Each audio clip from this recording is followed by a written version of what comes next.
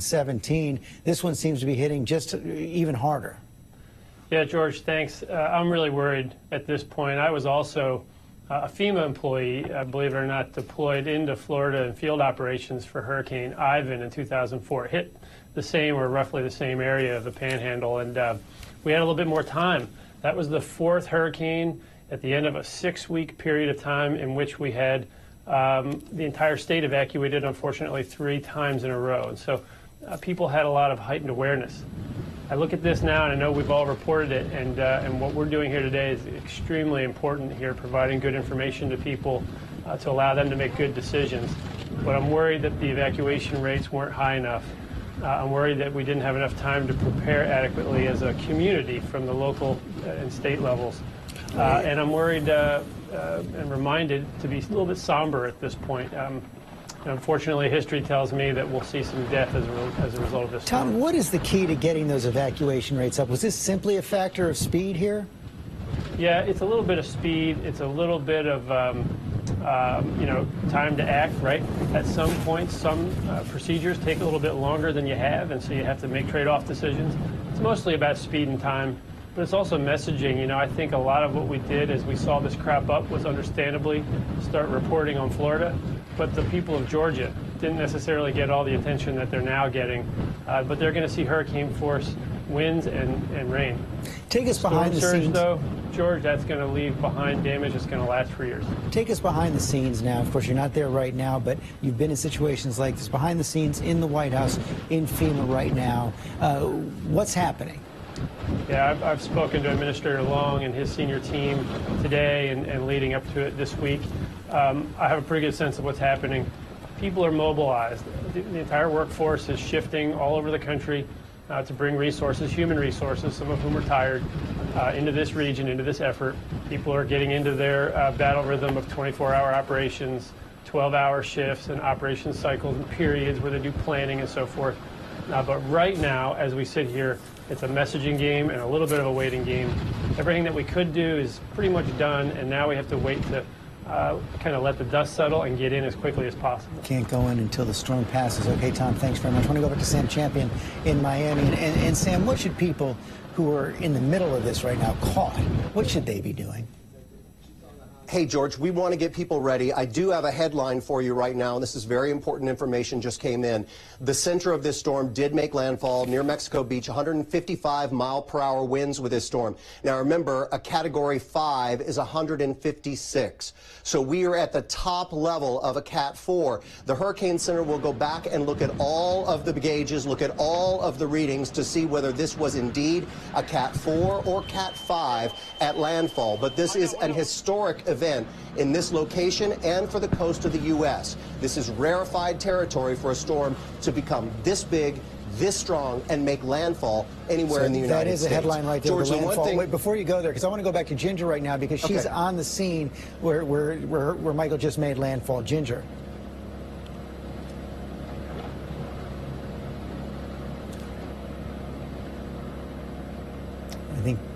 I think we may have lost Ginger. David Muir, are you there? I am here, and of course we all are thinking about Ginger right now, since she is in precisely the location where this hurricane just made landfall, and I'm sure we will go back to her as soon as we can for folks at home who are watching and obviously thinking about her, as we all are, and our team right there. Looking out this window right here, this is the hotel we're in Panama City. We are not far from where Ginger is. Winds are now gusting here at 129 miles per hour. The SUVs that you can sort of see through that front door, we're not standing out there because there are significant pieces of debris and parts of buildings now ripping off of the building and flying through the air. So we've stepped inside for obvious reasons. But those SUVs were literally lifting somewhat right out of the air. You can see the front end of that SUV on the left just bobbing in the wind. As huge pieces of rooftops literally fly past the front window. You can hear the alarms going off in the background here. And Dale, I want to show folks at home these windows on the right-hand side. When you talk about construction, and obviously the codes have changed as we've seen the ferocity of these hurricanes through the years, but this window is an example of testing storm-proof windows. The management here at the hotel told us that this was up to code, but you can see the water coming right through the window, and you can see the window sort of buckling in the wind.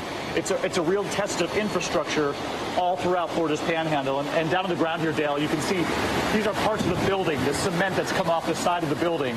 You see that there on the floor. All of this, as we learned that the radar in Tallahassee has now come offline, and we're not getting any more weather information. That's one location where it's simply been overwhelmed by the weather. I don't want people to be alarmed by that fire alarm. It's simply a signal that the power has gone out inside the hotel where so many of the families here in this community have come to seek shelter, as we report here too. I just want you to hear the wind right outside this doorway. Just take a listen to this.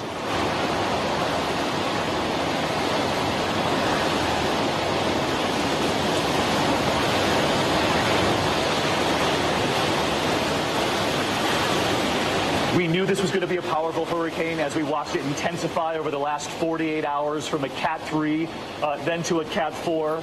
And as we just heard from Sam Champion, when it made landfall, and of course they will go back and they will study this, it made landfall 1 mile per hour less than a Category 5 hurricane. The fact that it was a Category 4 already made history here, but this notion that it was almost as powerful as a Cat 5 is simply stunning here. I want to get back to meteorologist Rob Marciano, who's also down here, Rob. And as we await to hear from Ginger, just describe for us, if you will, what you're seeing right now. We're just west of your position, a little closer to the beach. We were just on the beach, and we said we would take you to the other side of the street, the windward side, if you will, as this storm now makes landfall and the winds begin to shift. We are in about on the second floor of a parking structure, an open-air stairwell, so you can get a sense of just how ferocious these winds are, looking down the parking lots here off the main strip, and the main strip, the two-lane highway there, that is all but desolate as debris continues to swirl past us. You can hear that roar that David mentioned, whistling through parts of this parking structure. But you also hear, and then see from time to time, shingles and sheet metal being ripped off different structures. Obviously, the structures that are quite made as well, they're the ones most susceptible. Well, we've seen everybody take a hit, every building here take a hit of some sort.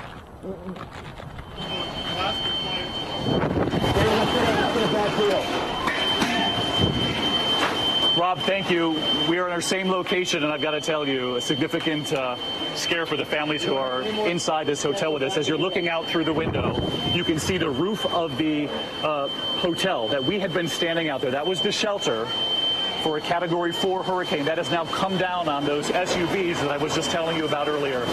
Listen, the wind is picking up so much. We're gonna take a break. Send it back to you, George. I want to make sure everybody's safe. We'll talk to you shortly. Those winds so fierce right now. And Sam Champion back in Miami, we're seeing the power, the destructive power of those winds right now. So intense.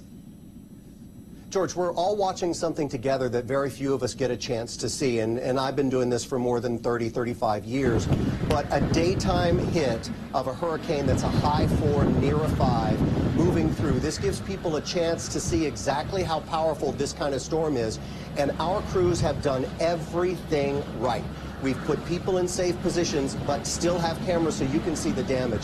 The one thing, George, I want to remind people is that now that we have the center of this storm moving on shore, the storm will not get stronger, but it will stay this strength for a few hours longer as it slowly weakens. So I want to talk to people who are inland, away from the coast right now, and I mean Tallahassee into South Georgia, that southeastern corner of Alabama. All of you, I need you to kind of pay attention to what we're going to tell you right now. Because as this storm now moves away and you're away from the flooding, if you have no connection with this storm surge and you're far enough inland, then what I need you to do, if you're with your family and you have information about what's going on, when this wind picks up like this and gets this strong, we will have 90 to 110 mile per hour winds well inland, in Tallahassee, also in Georgia, and that little corner of Alabama. So take your family into an interior hallway, drag every mattress that you have that you can get your hands on, and take it with you. Bring all your supplies with you. If you have an interior bathroom that has no windows, if you have an interior walk-in closet, walls are your friend against wind, tight walls. So every corner makes the building stronger. And the reason we like bathrooms is the plumbing running through those 2x4s within the wall actually helps make that wall stronger, and you can use the tub to get in and pull a mattress over you, much like you would a tornado, to protect yourself from debris. Because I've been in these buildings when they fall apart like this, when the constant wind of a Category 4 or 5 hurricane tears them apart, and there will be flying debris. There'll be glass, there'll be insulation, there'll be wood, there'll be nails in that wood, all of it kind of moving through. So you want to put yourself in your home, an interior hallway, that walk-in closet, that bathroom, put everybody in with all your supplies, and stay for the duration. And this storm will be with you from 6 to 10 hours. And Sam, I should say, that's exactly what Ginger has done. You know, we went to Ginger a few minutes ago, and we had lost her, and we couldn't hear from her. But we have now heard from her. Even though she's lost in her crew, they've lost the ability to broadcast. But as she's telling us now, she is safe. Wanted to make sure everybody knew that as well. And Sam, you're giving good information to the people who are in the path of the storm right now. As we see that map right there, it's going to be several intense hours ahead for everybody in the path of Hurricane Michael, because it's, as you were saying, it's going to kind of keep its structure as it moves quickly. Yeah, this storm was very powerful, and it was kind of operating on its own. It didn't need to feed on the shallow waters of the Gulf. When you have a system that's a 4 or a 5, it just spins on its own, and it takes a long time to unwind it. So we will have this 3-4 in inland areas of the Florida Panhandle now. So Tallahassee and cities like that will be seeing exactly what we have with the winds. They just won't be facing a lot of the storm surge, and Georgia needs to know that too. But this storm is very different from the storm that we just broadcast a few weeks ago in Florence, when we're talking about it being a wet storm and a flooding storm. Once we get past that impact of the water up against the shoreline, we're talking about this storm being a damaging windstorm. So you really have to put yourself in your home and in any building you're in a secure location. One thing I want to tell you about hurricane-proof glass. The glass itself, that pane of glass, you can take a baseball bat and you can hammer it. It will not shatter to about 130+ mile-per-hour winds. But what seals the window to the building is not hurricane-proof, and those windows can often come out. So I don't want you to have the safety that if you're standing by hurricane glass watching this, you can watch it. George, you can't. No, you cannot. Good counsel there, Sam. Thank you. I want to go back to Rob Marciano, Panama City Beach, as we see so much debris being thrown around by those winds. Rob. George? Hi, guys. Sorry about that, George. My earpiece getting filled with water, as you can imagine. The amount of rain now coming out of these clouds and blowing sideways, slapping me in the face, and just filling my ear canal with water. We're on the other side of this parking structure on the ground level, obviously. Look at that. Someone came new to the work at a bike, and they may be one of the folks at our hotel who are not going anywhere anytime too soon. Wanted to give you this vantage point. And again, we're somewhat protected by this structure here, so the wind's not nearly as ferocious as they would be if I were to step out in a more precarious position, about 30 feet or 50 feet that way. Every once in a while, we get these puffs. And I think Sam mentioned it. Along this high wall, there are little vortices as it wobbles inland that have these puffs, if you want to call it a euphemism, that are really intense. It can easily knock you down. Those palm trees, check it out, how they are bending in this breeze of full-on hurricane strength. They are not coming down. There's a reason that palm trees are in the tropics, because they can take this wind. But when this storm gets a little further inland, Tallahassee, your neck, boy, they got some tuck trees that are tall, pine trees as well. And they're going to come down. So we've got that 1-2 punch happening with this. But this, I've been in the western eye wall of a couple of storms, one actually notable. Hurricane Ivan back in 2004 also came in this area, a little bit farther to our west. And this side of the eye wall, I can assure you, is not any more fun than the other side. It is brutal here, and we're in this for another good couple of hours, George. And then the wind shifts, and we've got a whole other set of issues, which we'll bring it to you live. And daylight, as Sam mentioned, it's an unusual event that you, the viewer at home, get to witness the power of Mother Nature firsthand. It is coming in so strong, so fierce. I want to go now to Ken Graham, the director of the National Hurricane Center. And Ken, what is the most important thing you want people to know about this hurricane right now? Yeah, we're really worried about, of course, the wind that you're seeing, some of the images from everybody. This is intense wind. I mean, landfall at 155 miles an hour, so structural damage, trees down, power outages, and that's just part of it. I mean, we're looking at some of the readings here. Panama City already gusting to 129 miles an hour. Now, some of this could be well away, so once you start making landfall, even these rain bands away from the center of the storm can start having hurricane force winds. So this isn't just coastal. This is going to stretch pretty far inland. And Ken, talk about the path that we're going to see over the next several hours and what could happen to the hurricane. And look at this. So we do expect some weakening once you make landfall, so you start to see that. But here's the issue. When you come ashore that strong, you know, a Category 4, 155 miles an hour, we still are forecasting to still be a hurricane on the Alabama-Georgia state line, a tropical storm, even tomorrow, looking at the Georgia-South Carolina line. So this isn't just coastal here. Catastrophic damage right along the coast. But you'll start seeing the rainfall and gusty winds well into Georgia and the Carolinas. You can still see some power outages in those areas. And Ken, we heard Ginger say this before. This is the strongest storm to hit the United States since Camille back in 1969. Yeah, no, it's interesting. I looked at some of the stats, and here's an interesting one, too. We got statistics going back to 1851 on these hurricanes, and this one here is the first Cat 4 of the Florida Panhandle, so historic in that regard. The other one, 919 millibars, makes it the top 3 or 4 lowest pressures of U.S. landfalling hurricanes as well. So, you know, a very strong system, catastrophic damage associated with the storm surge, the rain, and also the wind. My goodness. Okay, Ken Graham, thanks very much. Thanks for your time. I want to go back to Maggie Rulli in Panama City Beach. Maggie. George, not sure if you can hear that behind me. The whistling and the wind just continues to intensify. And the biggest change I've noticed about in the past half hour is just this wind you see is now constant. There is no break in these wind gusts, and they keep getting stronger and stronger. We were out there not too long ago and have had to keep moving further inside under the hotel awning just to stay safe. And it's a good thing we did. The second we moved inside, a huge sign from down the street ripped off its foundation, came barreling down just behind us. So we're staying more inside for now. And again, the biggest change is just these winds are intense, they're constant, and you can hear them whipping past your ears nonstop, George. And Maggie, you've been there for several hours this morning. When did people start to move off the streets, and when did you really have the feel that everybody was hunkered down inside? You know, I have to say, at first there was some draw to be outside, the anticipation. We were out here, like I said, since 3 a.m. this morning when it was still relatively quiet. And that's when you saw a lot more people, especially media, outside walking around, taking videos. But just about an hour and a half ago is when things really started to get intense. And I think people realized this is the time to take this storm seriously. The governor's been urging us. It's a strong Category 4, pushing 150 miles per hour. So this is not something to mess around with. And once we started seeing and hearing this wind whip up and seeing that debris, that's when everyone really pushed inside and started to take shelter. Okay, Maggie, thanks very much. I want to go back to Sam Champion right now. And Sam, you know, boy, as we see those trees swaying in the wind, this hurricane hitting in the same week we learned from the United Nations that we're reaching an actual crisis point, the idea of climate change. Talk about what we know and what we don't know about the impact of climate change on intense weather events like this hurricane.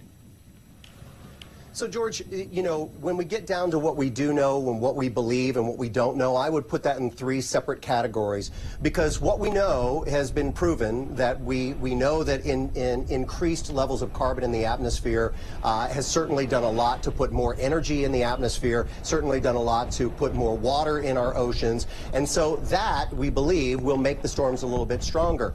But in the next 2 categories of what we believe and what we don't know, it comes down to how many hands we have on deck for science.